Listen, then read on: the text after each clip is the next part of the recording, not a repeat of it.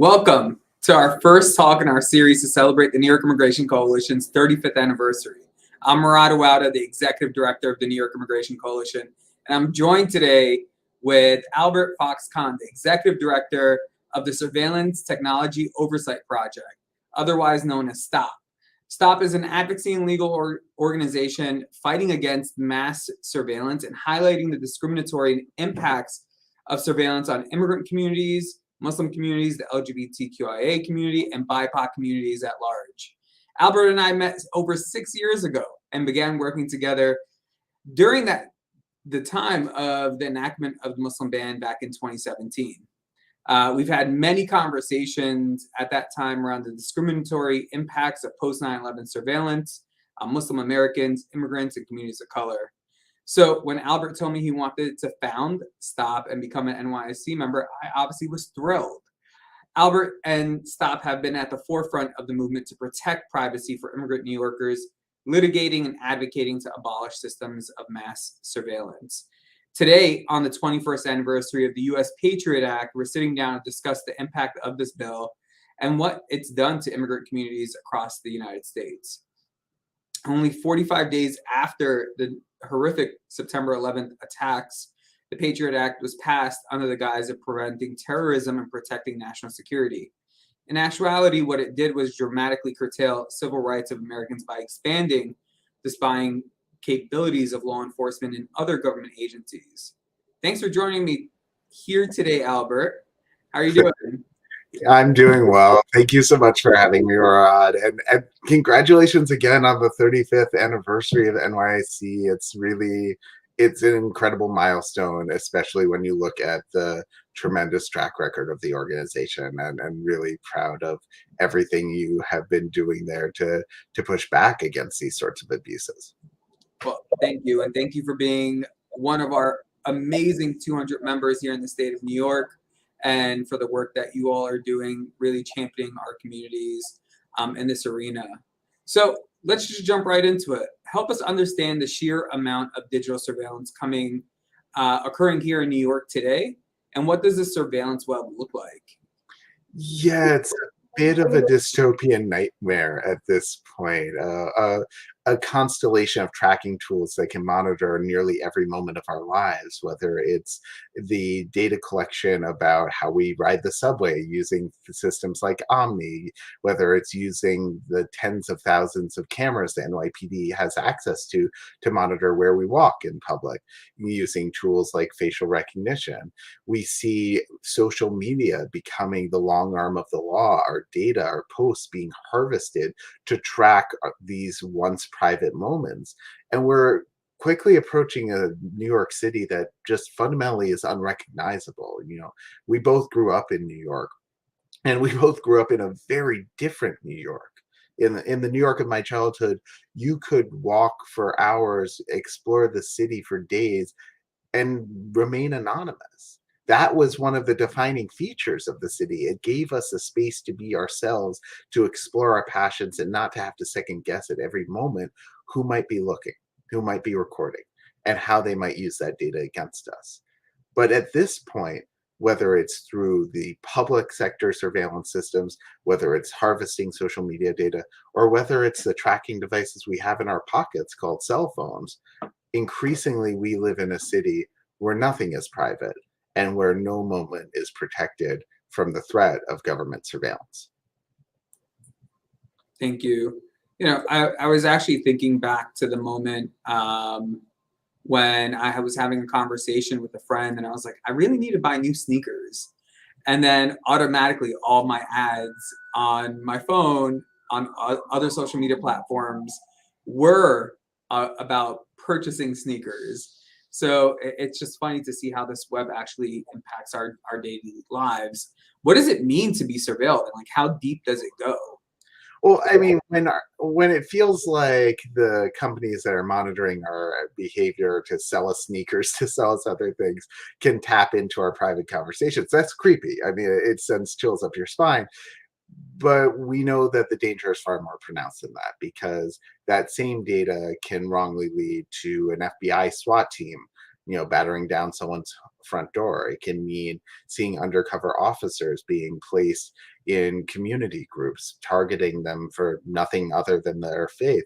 And it can mean creating a massive chilling effect, this deep fear that causes many people to choose between exercising the rights we have as New Yorkers, as Americans, under our Constitution, or to simply give up a few of those rights in the hopes that we'll go unnoticed and have a bit more safety. And that chilling effect, that is one of the things that breaks my heart, because I work with a lot of young clients, with a lot of young community activists and community members. I always hear from people who worry that, well, if I show up to this protest to push back against the Muslim ban, or to push back against, Governor Greg Abbott, or push back against any of the other countless injustices unfolding today, does that mean I'm putting my family at risk? Does that mean I'm putting myself at risk?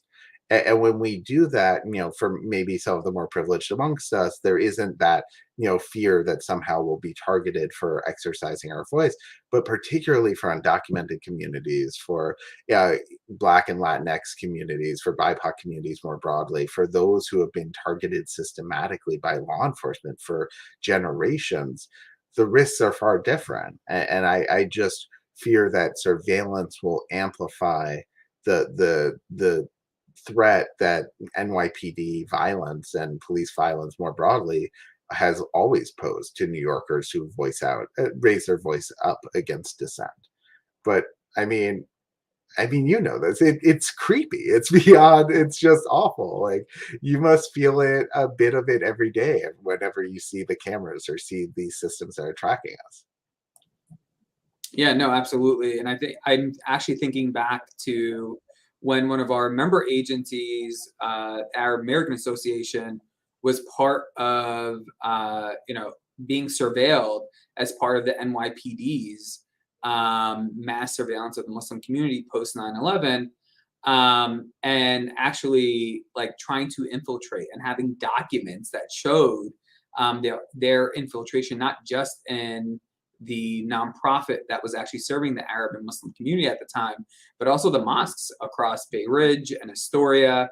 And they were pretty much employing informants, or otherwise known as crawlers, to get into the mosques and the coffee shops to understand what threats there were. But the only threats that they actually uncovered, which were none, were where is the best place to eat Middle Eastern food, or getting good sweets, which then led to making sure that that program specifically got ended.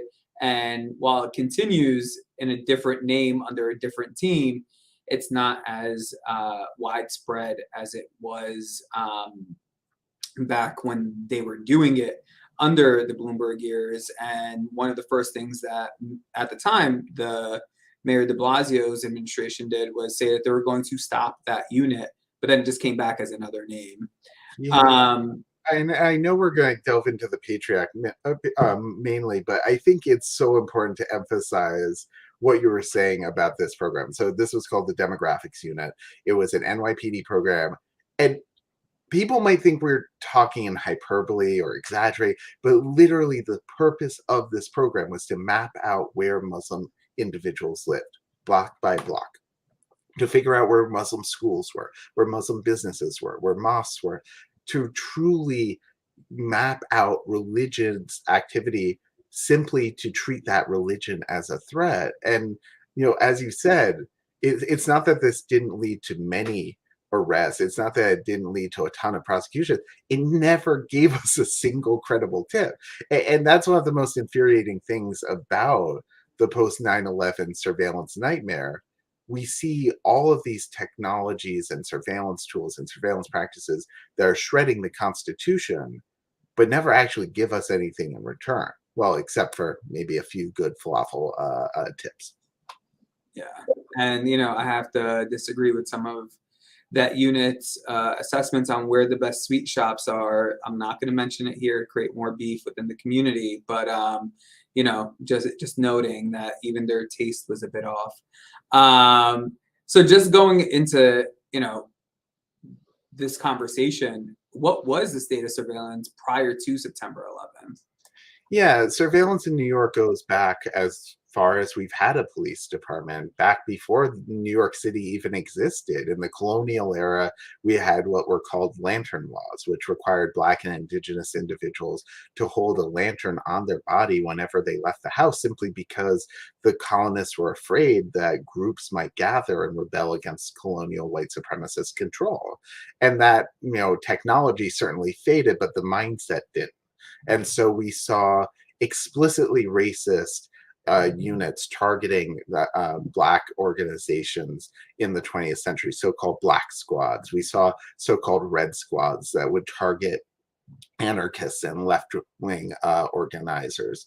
And we saw a growing array of surveillance tools being deployed in New York pre 9/11 under the auspices of fighting drugs. We had what was called HITA, the high intensity drug trafficking area, the first fusion center in New York that allowed the federal, state, and local governments to share information. And so pre 9/11 wasn't a panacea, but what we saw after the attack was it's just massive escalation. So at a high level, like as simple as possible, what was the U.S. Patriot Act and how did it impact New Yorkers and immigrant communities here in New York State? Yeah, so the Patriot Act, a lot of the provisions of it were created long before 9/11. So this was essentially an intelligence community wish list that was pulled off the shelf and passed, 45 days after the attack. Some of the most important provisions were Section 215. This is something that allowed the government to have expanded power to, obtain records held by a third party, that basically to take all the data that was held by telecom providers and other online services, because in a digital age almost no one holds on to their own documents. We all have them we all have them resting in someone else's servers. There's Section 213, which allowed broad powers to conduct secret searches on private property without notice to the owner, something that was anathema under US law until that point. It expanded the power of the FISA court, the Foreign Intelligence Surveillance Act court. This was something that had been created in the aftermath of Watergate, because prior to that point, the president and the intelligence agencies had basically had carte blanche to surveil almost anyone at almost any time. But after the Nixon abuses were revealed, Congress responded by putting FISA in as a very minimal guardrail. And that guardrail became even more fraught in the aftermath of 9/11. And lastly, there was Section 214, which allowed for the government to collect more address information about our communication. So this isn't the content of what you're saying, but information about who's speaking to whom, and sort of like reading the outside of the envelope when you're looking at someone's mail, albeit with far more information than you could ever get from a traditional letter. And in terms of how it impacted New Yorkers, it enabled the culture of NYPD surveillance we talked about. It enabled broad, counterterrorism surveillance that oftentimes was targeted at religion, not at terrorism. And we saw, programs like the demographics unit being enabled by this, and we saw broad partnerships through, Joint Terrorism Task Force and more fusion centers. So basically, New York became the focal point, the testing ground for so much of the expanded surveillance powers that we saw being deployed nationwide. I mean, what about you? Like, when you think back to that time, you lived through it, you were here, you were in the community. What do you remember the impact being in terms of like the Patriot Act when you hear that name? I think it brings me back to a time like immediately after September 11th, where there was just like a incredibly heightened sense of like grief because of everyone who's mourning what had happened, but also this incredible anxiety of what's to come, right? And understanding that things were going to change, that this was a moment that we were going to read about in the history books in years to come. And quickly after that, we saw the Patriot Act happen, but also we saw the creation of the Department of Homeland Security, right? And that also goes hand in hand with um, part of the Patriot Act and how surveillance actually moves into, the immigrant communities through that agency now. So I think this is a great segue to like, what's the legacy of the Patriot Act, and what's it been for immigrant communities here in the United States? Well, I think it fits hand in glove with the broader criminalization of immigration in the United States. This transformation of immigration from being a question of who has what status to using, militarized police to enforce these are often arbitrary restrictions. And I think that, certainly the Department of Homeland Security and their role in the surveillance apparatus has been a key legacy of the Patriot Act because, in prior times, you never had this emphasis on partnering local and state police to provide intelligence to DHS and to ICE in particular, the way you do to this day. And I should note that even self-proclaimed sanctuary cities continue to enable this sort of data sharing. Here in New York, we continue to see NYPD officers that work with components of ICE, Homeland Security Investigations, HSI, as part of information sharing agreements and part of these task forces. And so I think it's really a key legacy of the Patriot Act has been this, morphing of the criminal justice system into a anti-immigrant deportation machine fueled by data, enabled by intelligence agencies, and constantly being made into even more of a threat by the latest and most invasive technology. Yeah, absolutely. And I think that the addition here is like that's when also the 287G's agreement started, right? Where local and state PD can also then act as if they're federal immigration enforcement officers, and get involved in that, which has also been incredibly distressing to see, where people who need support from local police departments end up being afraid to actually engage with their local PD because of potential 287G agreement. And on your point about sanctuary cities, we do have a detainer's law, but it's not all encompassed, right? So even the city and NYPD, DOC are still working with ICE to transfer individuals between the city and ICE across the city across the past couple of years. And under the previous administration, we saw that list actually expand of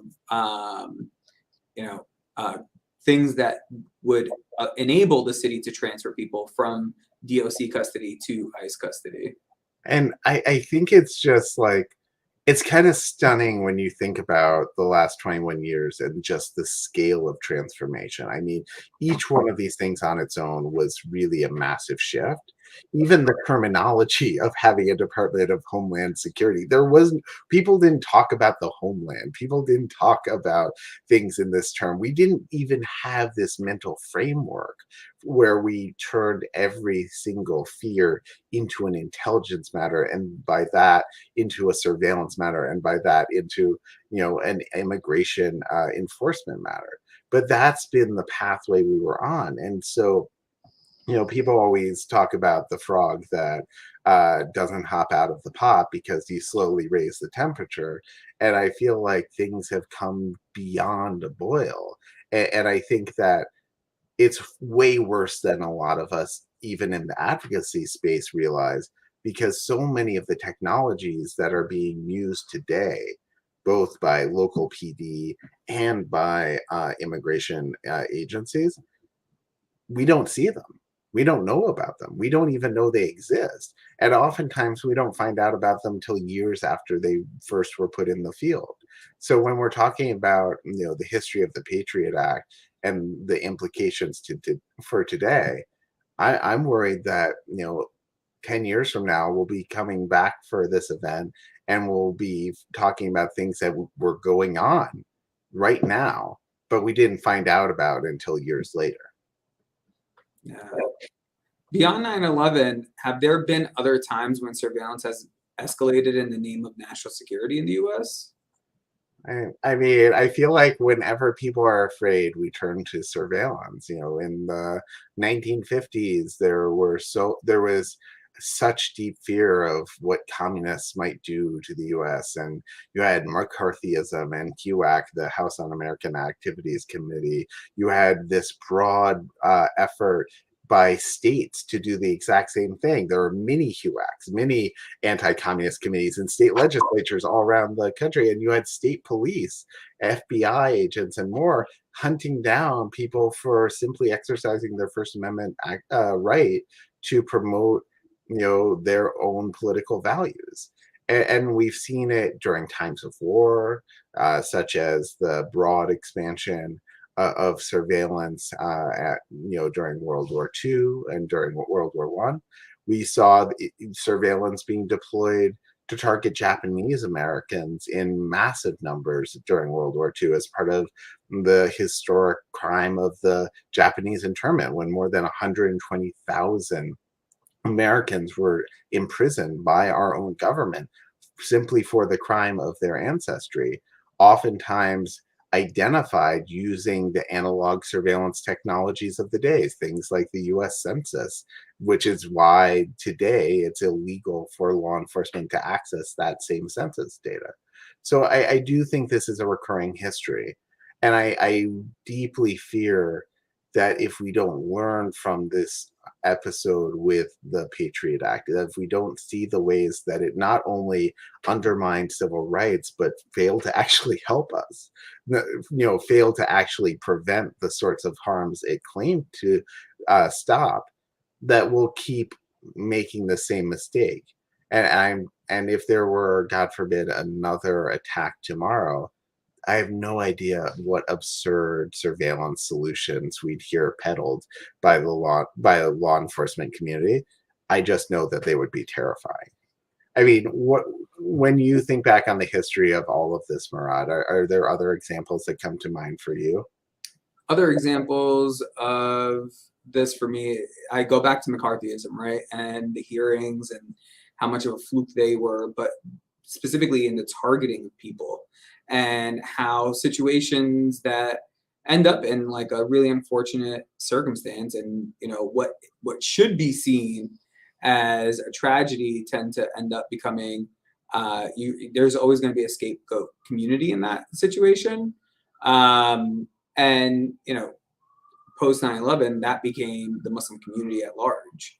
And in addition to that, we saw during the mass racial justice rallies that were happening over the past couple of years, a lot of activists were being surveilled and like tracked. It wasn't just surveilled, right? It was also being tracked.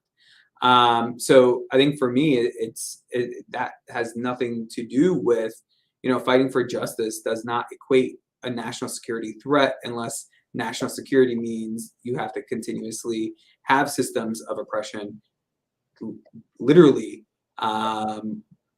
hammering into people that we're going to keep forcing injustice down your throat, and you can't do anything about it.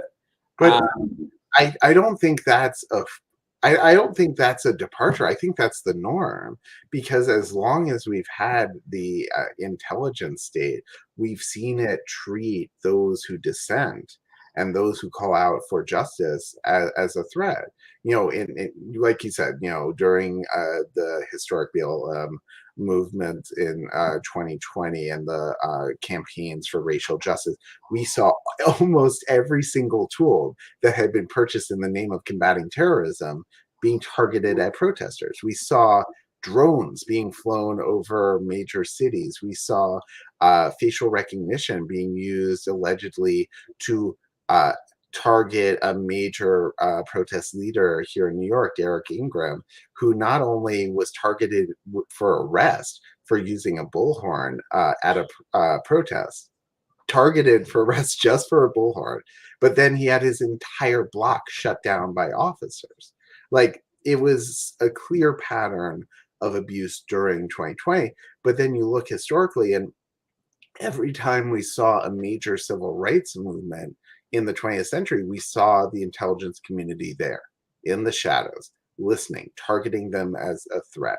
Whether, most notoriously, the FBI's sustained campaign against Martin Luther King Jr., even going so far as trying to uh, pressure him to commit suicide at one point.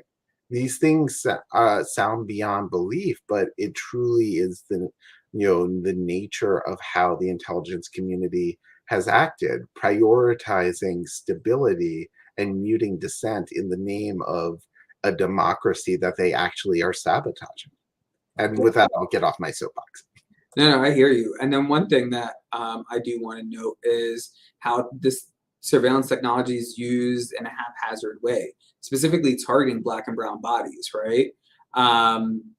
Had the insurrectionists actually been successful, what would have happened that day, right? And I think with all the technology that we are discussing, right, like, and all the tactics that have been used against actual campaigns fighting for justice, not to defend a demagogue who was a bigot and a xenophobe to steal an election, which in other words would be treason, in any other context, except since the vast majority of the protesters were white folks, and they were met with little to no pressure from law enforcement, and were able to do what they did on January 6th with little to no repercussions. Yes, there's been a handful of prosecutions, but at the same time, had that been a different crowd, it would have been a completely different situation that would have unfolded. Oh, completely. And I think this gets to one of our core messages at Stop, that surveillance isn't safety, because surveillance is sold to us as this way to prevent violence. But all too often, it's just a way of memorializing violence after the fact, because we aren't willing in this country to address people who are violent if they are white, if they're wealthy, if they're privileged. And that's what we saw on January 6th. That's what we see in so many cases. And so, I've written quite a bit about, my fears that people on the left in progressive circles will buy into the law enforcement narrative that we will need surveillance as a way to prevent the insurrectionists, even though there were people who were advertising the insurrection Literally. media on TV. They had T-shirts for sale in the National Mall that said January 6th, 2020, Civil War. This was something that was basically out in the open. And so I just don't understand the argument that somehow if we had more surveillance, we could have stopped the thing that we knew was coming, but just refused to address because the perpetrators were No.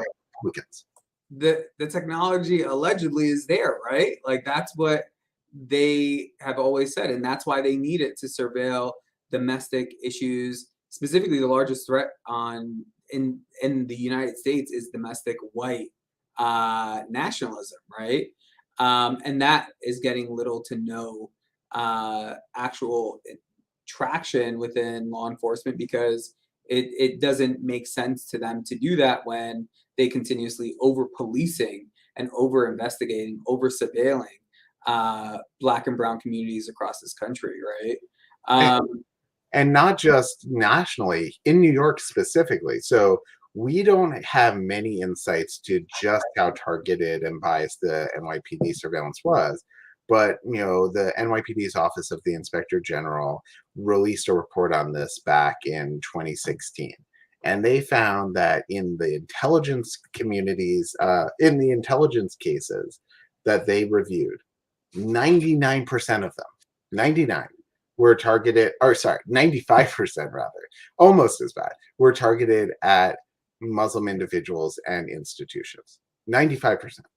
At a time when right-wing extremists and white supremacists were responsible for the majority of terror attacks in the United States. So this has been a persistent failure, an intentional failure by the NYPD throughout the history of its intelligence work. And when you see the number of former NYPD officers who are at the Capitol, it's hard to think it's a coincidence. Yeah, absolutely. You know, what do you like? What do you say to people who feel that like surveillance is inevitable because of how far we've come with technology and how dependent we've become on technology? And those who say, you know, well, if you're not doing anything wrong, you should have nothing to worry about. I mean, Edward Snowden has a famous line that if you, that's like saying you don't need a First Amendment right because you have nothing worth saying. You know, the truth is that having a having protection from being tracked at any time for any reason, that is not something that is about hiding something. That is about having the openness that is necessary for democracy itself. When we give every officer a mini spy agency in their pocket, it's something that is used in all of these biased ways. It's used to, terrorize BIPOC communities. It's used to target Muslim communities, but it's also used in all sorts of other ways. We see officers all the time being charged with illegally deploying these surveillance tools. You know, whether it's to target people they're in romantic relationships with, or to go or for other nefarious purposes. You know, power corrupts. Absolute power corrupts absolutely, and surveillance is about as corrupting an influence as you can have on a democracy. And as for the idea that somehow the technology controls the trajectory of our country, that is nonsense. That is easily debunked because you have to just look at countries around the world. The same surveillance technology is available for sale in every single country. The technology is there, but we see so many countries that have chosen a different path, whether it's the robust privacy protections under Swiss law, or Sweden's effort to block police from accessing automated license plate readers, whether it was the broad-based pushback in Singapore against police using COVID-19 contact tracing data. These aren't technological decisions, they're political decisions. And we get to decide it every time we go to the ballot box. I just think that, it can become all too easy for people to give up because they think the technology has charted our course, not realizing that things are actually set to get so much worse. This is a great opportunity for us to do. November 9th is election day. Everyone should go out and vote. You have almost every level in the state up on the ballot, from governor down to assembly and senate. Your U.S. senator and congressional members, make sure you go out and vote. Back to our regularly scheduled programming. What are some of the most egregious or most dangerous and unconstitutional emerging technologies that you see being used by NYPD, ICE, or other agencies within DHS? Oh, I mean, it's really hard to pick, and like almost all of them, even when when they seem not that bad, are used in ways that are deeply problematic. Facial recognition is used, even though the algorithms are racist. They're more error prone, particularly for Black women. It's highly invasive and can really track people persistently throughout a city. It's unconstitutional, in my opinion. Other than that, it's fine. And you see it being used thousands and thousands and thousands of times a year by the NYPD. You also see it being used more and more by ICE.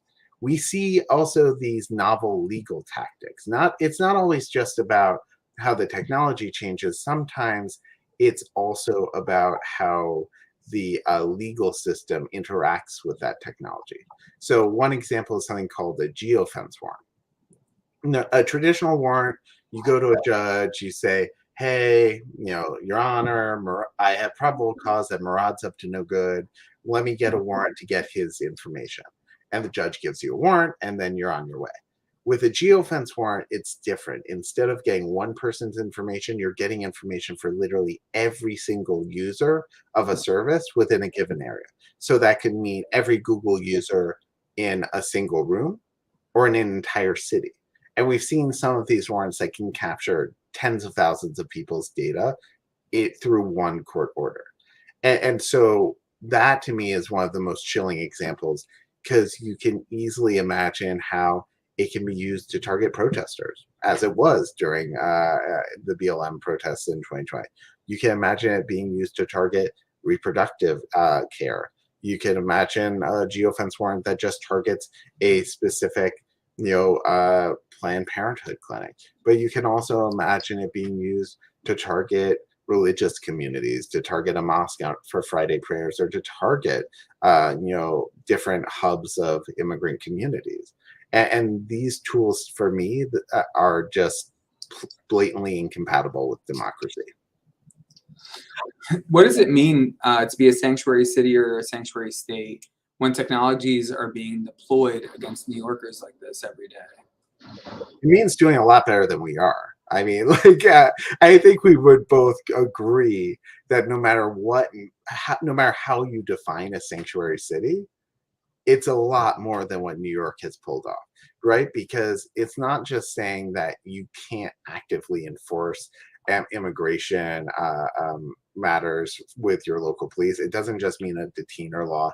It means creating this firewall between the data that police use and collect for their investigations and immigration enforcement. So for me, it would mean pulling out of all of the Homeland Security investigation task forces, the ICE task forces that NYPD is part of.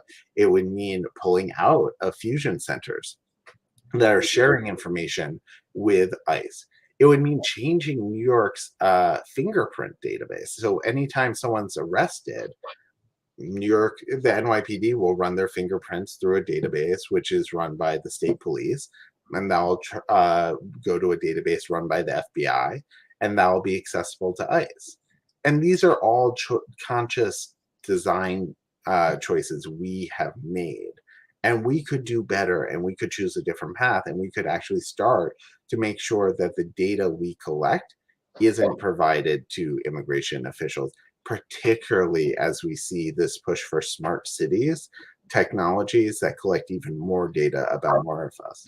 What about for you? You must have some thoughts about how you define a sanctuary state. What do you think the cutoff would be?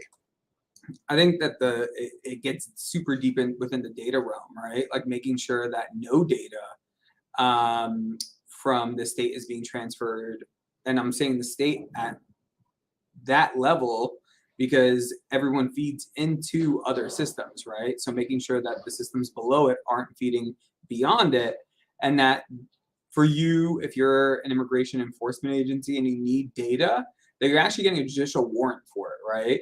And that's why it's really critically important that the New York for All Act gets passed.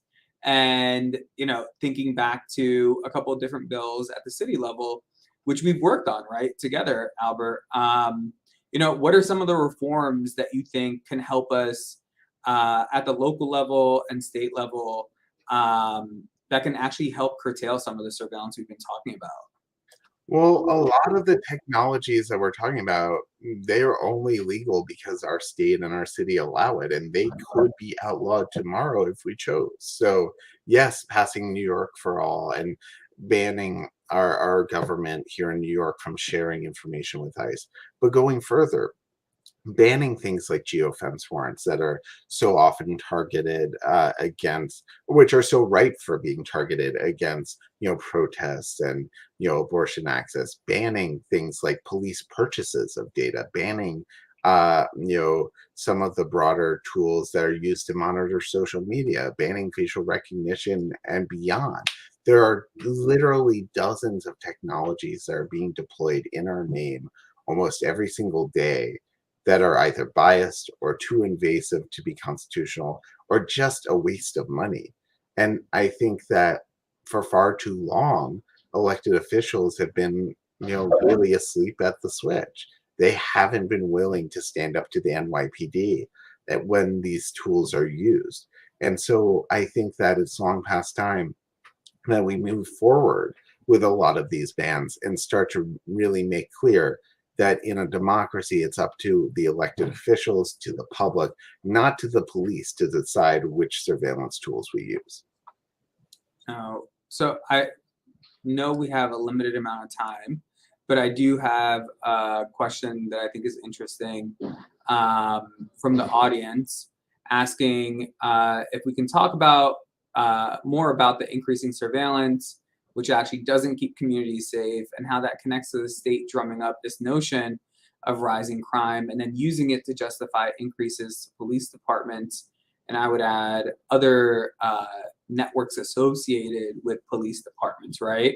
And I'll let you answer that question, but I just wanted to get a quick jump into it in saying that, this also goes back to this really a national trend of increasing, and not even increasing in significant levels, but like crime being on an uptick across the nation, right? And looking for different ways to stem the progressive movement that actually delivered critical wins to really ensure that our communities were not being harmed by the systems that were inherently racist, right? And bail reform was a key piece of that. And that ended up becoming this lightning rod issue, as if pre-detention, the whole purpose of bail is actually to get people to come back to court, not necessarily anything else. No one at that point is convicted of anything and has not had their day in court. So to hear people talking about undoing the reforms or putting in the hands of judges even more power is always distressing to me, because that's what we had before and it was being abused, right?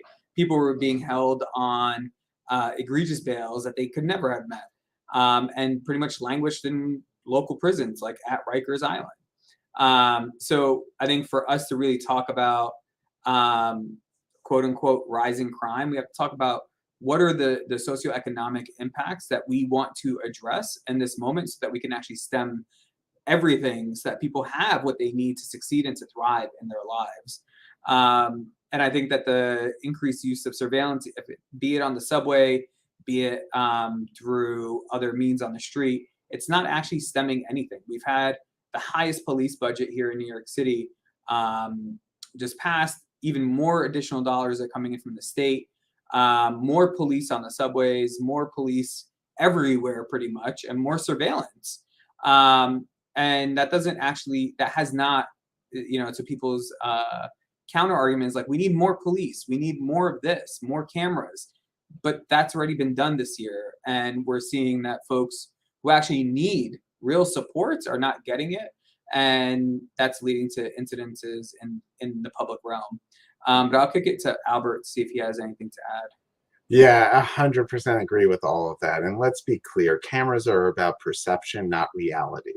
We've seen since, London first experimented with their so-called Ring of Steel, thousands of cameras deployed in the 80s and 90s as a public safety measure, that cameras are great at capturing images of violent crime that make people feel less safe when they're seen on the evening news or on the tabloid covers. They're great at giving politicians a PR stunt that they can point to as finding a quick fix for systemic problems. But they're terrible at actually deterring the very crimes that they're supposed to stop. That's why we keep saying at S.T.O.P, surveillance isn't safety, because it is simply this self-destructive feedback loop where the more cameras we have, the more we feel unsafe, the more crimes we capture, the more we can highlight this for the evening news, but the less we're able to actually stem the tide. And it's just been a deeply frustrating thing to see elected officials get up on TV and say, you think Big Brother is watching? Good. No, Big Brother was meant as a caricature of all that was wrong with surveillance and authoritarianism.